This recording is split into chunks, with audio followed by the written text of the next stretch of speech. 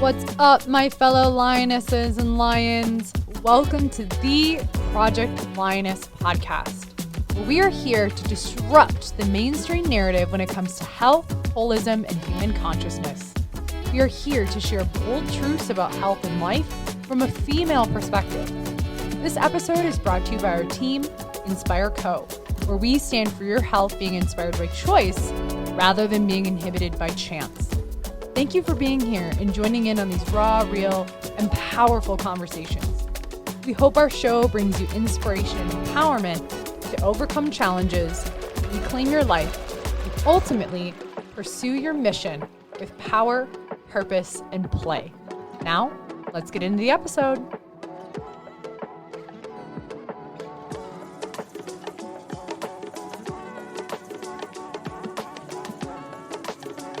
Hello, everybody. It's Jess. Oh, I guess I should sing. Hello. I am doing my first solo cast today. I'm very excited to be here. I'm talking about something that has been really challenging for me, something that I've had to work really hard to overcome.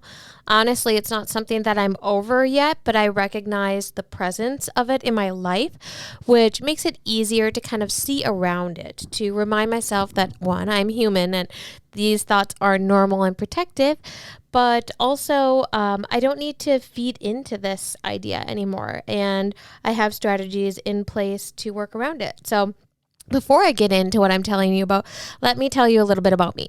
So I am, as I've told you in previous episodes, I am a holistic occupational therapist. I focus more on prevention rather than treatment and rehabilitation, which is a wonderful place to be. I love prevention. I understand the pathology of disease, and I really want to help people prevent the onset of illnesses, of disease. And I do that through lifestyle. And I have a lot to teach. I have a lot to share, and I don't want to get too far into it today. But the other thing that I work with is Reiki and body work. And I combine those two things into a really unique experience where Reiki is the movement of energy in our bodies and, kind of endowing people with healing energies and loving energies. And that's really great. It's a beautiful practice. It's something you can learn to do for yourself. I find that sometimes when we have physical tension in our body, it can be harder to accept that energy and move it through us smoothly. Even though, we are capable of doing it, when we feel that physical tension, we kind of stop ourselves. And so what I do is a form of body work where I release physical tension from the muscles, the fascia, and the joints to help facilitate energy movement throughout the entire body. Yes, that's a little bit about me. It's super fun. It's super unique. I have the experience of working with, a growing population. I'm even starting to take clients at Inspire Life, which is exciting. And as I move into this part of myself, which I feel every time I do it, every time I'm with a client, whether it be for occupational therapy or for Reiki, I feel like I'm in the right place and I'm doing the right thing. And it just feels so aligned. I leave every session feeling like this is good and this is right and this is what I should be doing. However, sometimes before those sessions, I get this plaguing thought of imposter syndrome, of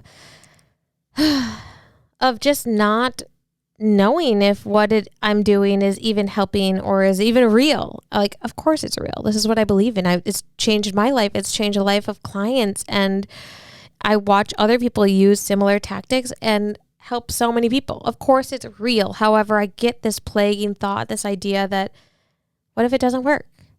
Which is not something you want to have before you meet with a client, because part of the medicine of what we do is belief, and belief is so important.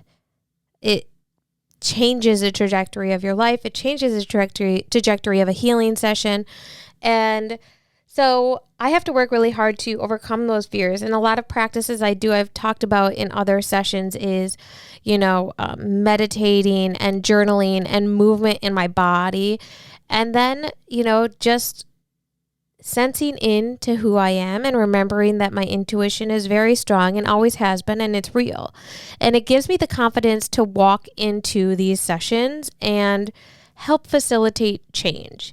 However, if I said that I felt that confident at every moment of my life, that would be a lie. So this is kind of what I'm talking about today. It's personal. It's not limited to me at all. It's something that we might all experience. But this is something that I really resonate with because it's impacted my confidence, my follow through. And again, it often comes to me as imposter syndrome. What I'm talking about is the negative perspective I take when self-assessing or self-analyzing my actions, my beliefs, my behaviors, my plans, and so on. And it's a way my analyses then churn into second guessing, guilt, shame, embarrassment, avoidance, etc. Of course, if you have listened to past episodes, you know that a lot of those feelings, the guilt and the shame, embarrassment, are actually a response of overprotectiveness from our bodies and our mind. But this is one of my favorite things to say to people, and I say it all the time. I say it to myself, just because your thoughts are protective does not mean that they are productive. So I guess I'm taking the long way around labeling this experience because the label itself denotes a negative perspective, but what I'm talking about is commonly referred to as self-limiting beliefs. I've been trying to think of them as self-protective beliefs lately. Remember, protective, not necessarily productive, because in the end, any behavior or attitude I take is derived from a higher purpose and a higher need. However, that behavior is not necessarily serving that purpose in a way that will feel fulfilling or directed in the long run. And this is kind of what I mean. Dr. Mel gave me a really beautiful example. She said, you may find yourself watching TV or zoning out for hours, and we're really quick to judge this behavior within ourselves, when really it might come from a deeper need that is being unmet. Like maybe you are in need of just freaking sitting there and making no decisions, just allowing something else to direct your thoughts for a bit. What is this telling you? You are in need of a break. And I don't know about you. If you're a mother, you are making decisions for so many people. It makes sense that you would want to just take a mental break. Just being a woman in general, we are nurturers, which calls us to be decision makers in a lot of ways. And it's tiring. But when we hold on to that judgment about the experience, we then bring up guilt or shame, and we find ourselves just shoulding all over ourselves. That's SHOULD, shoulding all over ourselves. So I want to take a deeper look at this TV analogy. Is zoning out for hours a productive use of my time that may make me more resourceful in the long run? No, probably not. Definitely not if it's something I do every day, but it is my body and my brain defaulting into a protective pattern. Knowing this allows us to be so much more self-forgiving and so much more self-loving and so much more empowered. Your body and your mind are always on your side. We like to demonize some of the things that we experience, but really if we look at it as our body working for us rather than against us, it makes us so much easier to live in cohesion with that body mind. So I could go into analogies like the TV one for a while and pick out things that we commonly do that we label as bad or as selfish or that they don't serve us productively. And I will go into another one of those. It's a hot button topic in a bit here, but I really want to get into why we carry these self-limiting beliefs at all in the first place, and then go into common impacts these beliefs have on most people. And then lastly, I'm going to share some strategies I use myself and with my clients to integrate these beliefs in a way that's both productive and productive. Self-limiting beliefs, self-productive beliefs have many roots. The most common being, well, the most obvious, in my opinion, is past experiences. Negative experiences in the past can lead us to form limiting beliefs about ourselves and our abilities. For example, say you failed at something in the past, you may believe that you will always fail at that thing. The way someone has treated you in the past or the way you have perceived others' intentions towards you in the past might influence your belief about your capabilities. Our past is not only stamped into our minds, but also our bodies, because with each experience, we have a physical response that our tissues remember. One of Dr. Mel's favorite sayings, which Dr. Erin told me about, is issues in the tissues, right? Like our tissues hold on to something. They're intelligent. Our bodies remember. And one of the most important considerations to take with this is that you can work through things mentally, but if you aren't engaging in the physical body release, those experiences will linger because our bodies don't have higher level reasoning, and thus they cannot prepare us for future experiences without training. They can only function off of past experiences.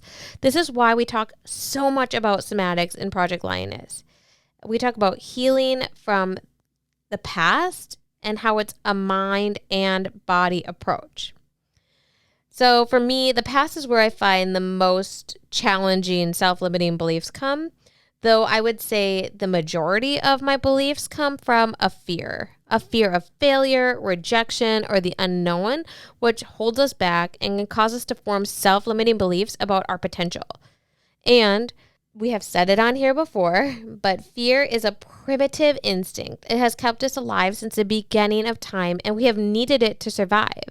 That's why the emotion is so freaking powerful. The problem is that our fear can lead us into self-sabotaging, which holds us back from so much. And when this fear holds us back, we call it self-preservation. And when self-preservation comes from a fear response, you are going to have a really hard time envisioning a compelling future for yourself because a part of you doesn't believe that it will happen. So you don't want to disappoint yourself. And that's what it comes down to. So what do we do when we're experiencing this? We block out advice, we block out our opportunities, we block out our creative thinking, wishing, hoping, daydreaming. We block out our access to our cognitive skills that we have worked to develop because we are worried we may fail and disappoint ourselves, so we don't even try. Again, this is self-preservation derived from fear. And we all have it. We need it to survive. It's primal. But it also bites us in the ass when we're trying to think more abundantly, when we're trying to escape the box. And the box brings me to my next point. Social conditioning. Social conditioning is powerful, my friends. I remember being, like when you're young, your social conditioning comes from your home. But as you age, your social conditioning comes from your peers. And all of that can conflict and be confusing, and it influences the beliefs we hold about ourselves and the world. And often those beliefs that we have are shaped by the people around us. Like I said, our peers and our family and teachers, and also social structures like schools, corporate America, the medical system, etc. If people in our lives have strong beliefs and voice them and live them, and we don't share that same strength, we might find ourselves adopting those beliefs without even realizing it. And it's not even a matter of strength. Sometimes we do it as kids because we're taught it. Sometimes we do it as friends because we see other people who are successful living in this way. And we're like, well, if they're doing this, then I can do it too. A great mentor of mine, Rachel Bell, and others have explained social conditioning as this box. And this box is something that we're meant to fit in. We might find ourselves questioning the validity of our experiences when we don't fit into this box, when we don't fit into the system, when we start to question what we're being told. And can that mess with a person's head? This box has been a real pain in the ass for my clients lately, who are starting to question some of their experiences, who are questioning how the system has shaped them. And I don't mean like a specific system, but just systems of humanity and the culture that we live in today and how it's shaped them. And before I move on to the next point, this is what I've been leaving my clients with. This is a question I have for you right now. When you look at successful individuals, now I don't mean merely like wealthy people. When you look at people and they are seemingly happy and secure, do you think that they got there by living on other people's terms? by living off of other people's beliefs? Yes. Going outside the lines is fucking scary, but I have found it to be incredibly worth it. Shaking off social conditioning can be really challenging.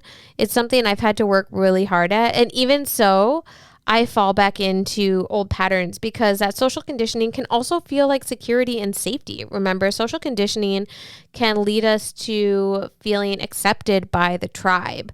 And that's really important.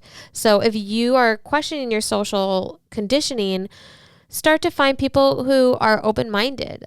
Seek out communities, especially Inspire Life community. Like we have this new thing that we're launching in May. We're going to start book clubs and like health experiments together.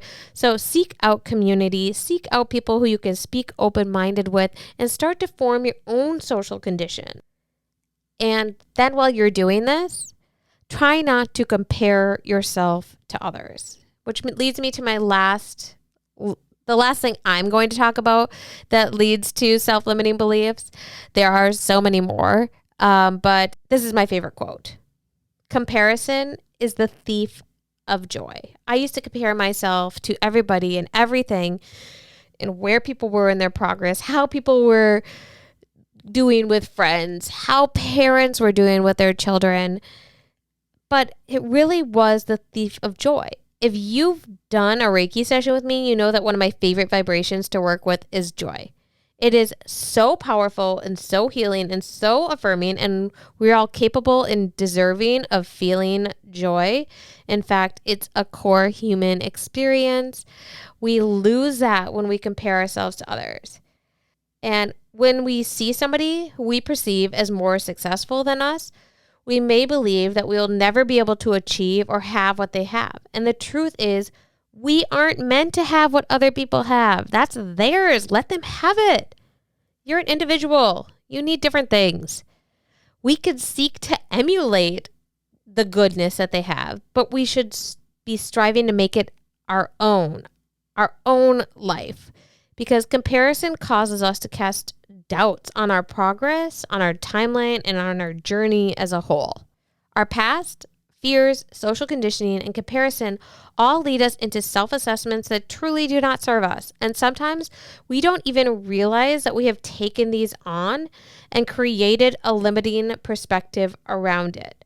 These beliefs exist both consciously and subconsciously, and we begin to express them. Some of these we say aloud, and some of them we express through our thoughts and our actions. So really common ones that I find myself saying, that I find clients saying is, I am not good enough. I am too old or too young. I'm not creative. This is a hot button topic for us. I do not have enough time. I'm not lucky. It's too late to change. I don't deserve that. And that other hot button topic I promised I would tell you about, I'm going to rant on it for a hot minute here, is other people's health is more important than my own.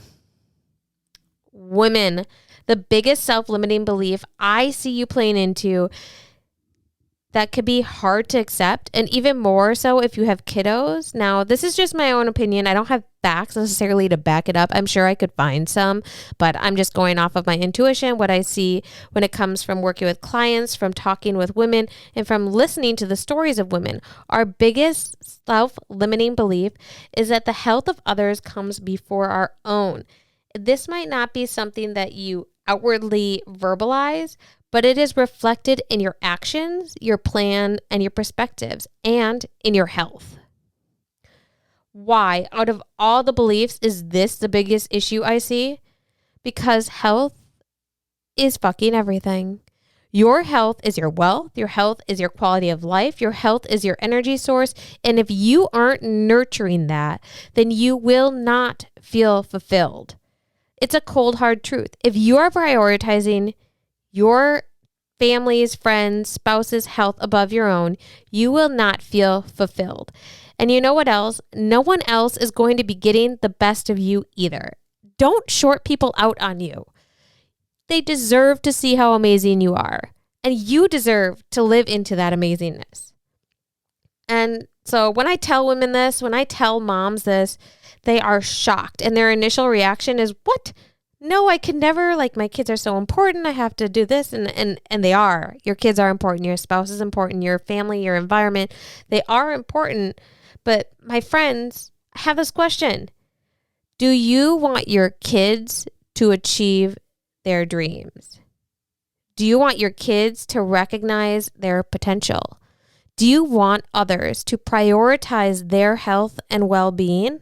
If so, you could tell them that until you're blue in the face, but the only way it's truly going to happen is if you're setting the example. Because really, how many times do you see or remember as a child your parents telling you things and then kind of forgetting them, but then later find yourself acting like your parent, or see your child acting like you? More often or not, they're going to ignore what you're saying and copy what you're doing, especially when they're young. And I have parents of high needs kids, whether it's behavior, sensory, or medically high need kids, question how they can achieve this, how they can achieve prioritizing their health over that of their child who has a need for more support to be healthy, to be well. Is it even realistic? And I will say it is absolutely more complicated, to be sure. There is so much to navigate, but every single problem has a solution. And I could tell you that the solution is not sacrificing your own health. This gets me a little bit fired up, if you can tell, because on the other side of these limiting beliefs, on the empowered side of health, again, I might not be completely free of these beliefs, but I can at least see them and recognize how they are impacting me. And when I could see and recognize that, I know that with every self-limiting belief you carry, you take a swing at your confidence. And with every self-limiting belief you carry, you're giving power over to something outside of yourself. With every single self-limiting belief you carry, you are affecting your health. And with every single limiting belief that you carry, you lose a piece of yourself. And that fucking sucks, because you are amazing. And I fully believe that each human on this earth comes here with a purpose and a mission. And I want you to realize that, and I want you to live it out. I see you, even if I cannot physically see you right now. Even if we have never met, I endeavor to hold space for you. I hold space for women without judgment. I'm holding space for you here and now, and as often as I can, except for right before I get my period, because that space is reserved for me only. I see you, and I want you to believe in yourself and your dreams. The world needs you. It needs your authentic self, which is why I want to share this episode today, because these negative thoughts can be pervasive. And then they begin to impact our mental, our physical, our emotional, and or our spiritual health. So it can impact all of those, or just one of those. And all of these areas of health are connected as a whole. So when one area is off, it has a potential to cascade because it's all cyclical. However, when we strive towards health and adaptability, those areas can lend to each other and support each other until that system is back fully online. So, on that note of health and adaptability, here are some mental tactics to nurture those self-limiting, self-preserving beliefs. And I say nurturing because, as I mentioned at the beginning of this episode, these beliefs are a result of a functional self. Again, every part of you is working exactly as it should, whose behavior and attitudes are derived from a higher purpose and a higher need. Again, however, that behavior is not necessarily serving that purpose in a way that will feel fulfilling or directed in the long run. So this is how I go about it. There are multiple ways. Everybody has a different approach. My first step is acknowledging the belief. And I'm going to stick with the TV analogy on this one from earlier. So here, acknowledging the belief might look like, oh, I just said to myself, I'm super lazy for watching X numbers hours of TV. And then I will reframe the perspective by looking at it a deeper why, into why I'm engaging with that action. For example, I am watching TV because it takes the pressure off of me having to do any more thinking and planning for today. After I have acknowledged what's happening, reframed it, I'm going to release judgment. I need and deserve some kind of physical and mental break because I'm a human in a sensory heavy world.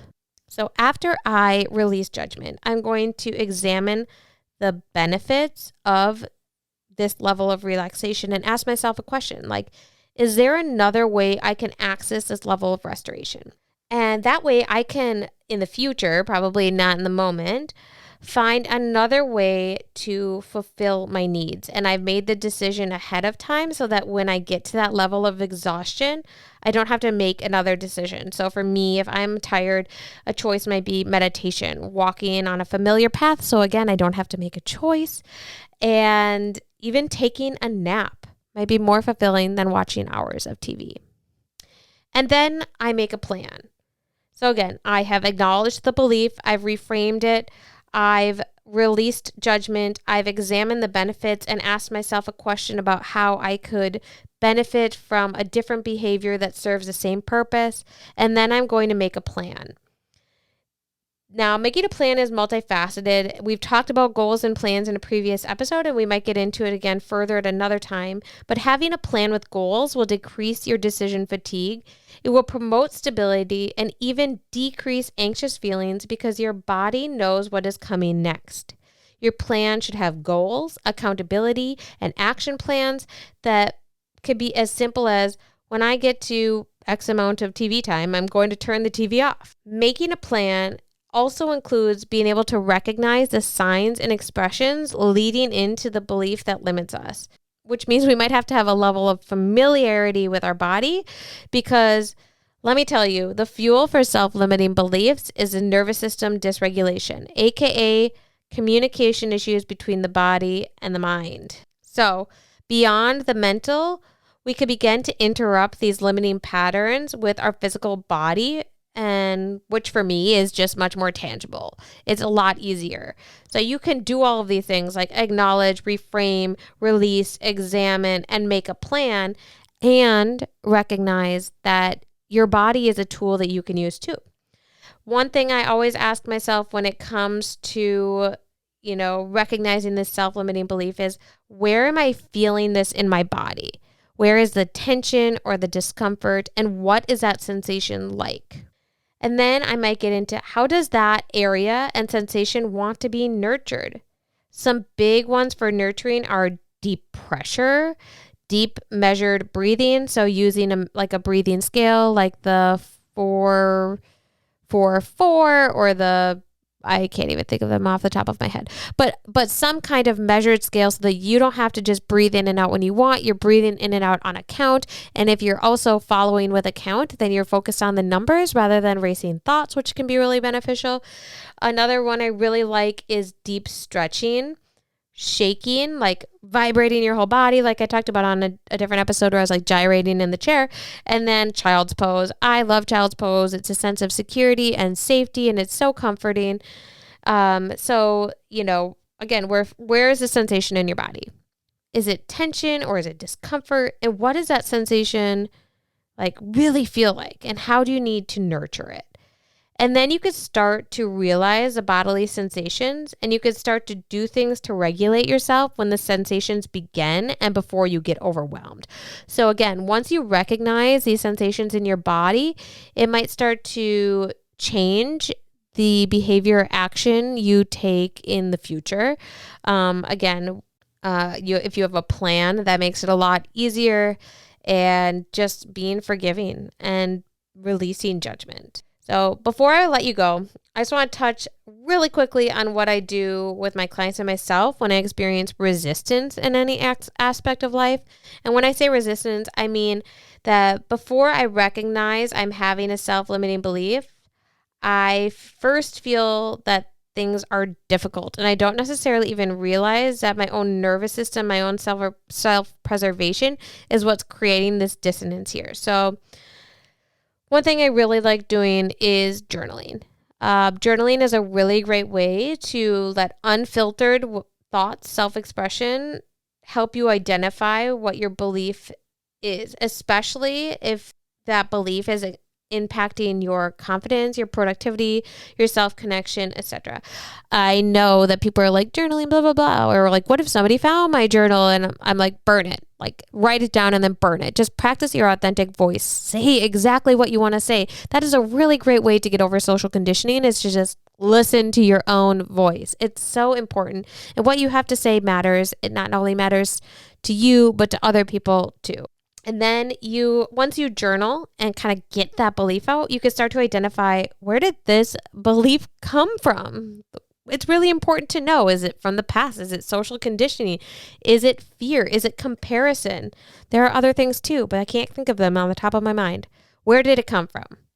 And then identify a rational response to those beliefs. So a rational response could be, things have worked out in the past. Maybe not always the way that I planned them to, but I like where I'm at now and things are working for me. And then find the dissonance between your current belief and where you want to be. Is it in your actions, your thoughts, your environment, your lifestyle, your health? And once you find the disconnection, it's easier to create a plan that honors both the mental and somatic needs of your humanness. Self-limiting beliefs, self-preservation beliefs are completely normal. Everybody experiences them. Even those who are accomplished and seemingly successful experience self-limiting beliefs. I have had to work really hard to get through them. And I still find myself saying things like, I can't, or I don't think I will. But when you start to recognize them, when you start to acknowledge them and release the judgment around it and recognize that those beliefs might be serving a different purpose, a higher purpose, and that there are more beneficial ways to serve that purpose, it becomes so much easier. I'm not saying it's like an overnight thing. This has taken time. It will take consistency, and it will take commitment and bravery. And I believe in you. I know that you can do this. So thank you for sitting with me today as I talked about self-limiting, self-preservation beliefs, where they come from, and how we can move through them. This is Jess with Project Lioness, and we are here to guide you in reclamation of your power, inspire you to pursue your authentic purpose, and ultimately invite you to play all out in life. Until next time, see you later. Thank you for joining the Project Lioness podcast. Did you find value in today's episode? Help us impact the lives of others by sharing this podcast with someone you know who would resonate and benefit from the Project Lioness message. Excited to hear more? We invite you to subscribe on whatever platform you're tuning in on. And we'd be so grateful for you to leave us a review about what you enjoy most, as well as what you'd like to hear more of. Thank you so much for all of your support. Sincerely yours in power, purpose, and play. Dr. Mel with the Project Lioness podcast. Keep rising, keep roaring, and keep inspiring.